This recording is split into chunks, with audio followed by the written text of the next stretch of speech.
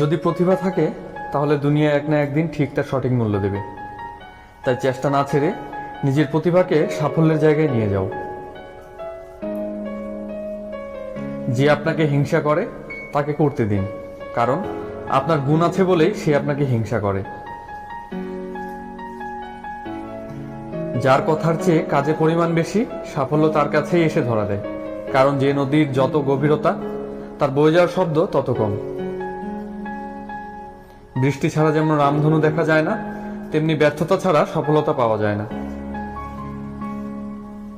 জীবনে এগিয়ে চলতে হলে অপমানগুলোকে সঙ্গে রেখো, অভিমানগুলোকে নয়।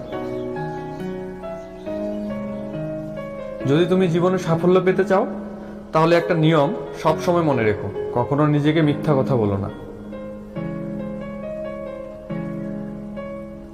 যারা জিততে চায় তারা কখনো হাল ছেড়ে দেয় না, আর যারা হাল ছেড়ে দেয় তারা কখনোই জেতে না। জীবনে যার লক্ষ্য যত বড় তার সফলতা তত বড়। তাই নিজের লক্ষ্য বড় করো, সফল তুমি হবেই। জীবনের চাহিদা যত কম, জীবনে তোমার সুখী হওয়ার সম্ভাবনা তত বেশি।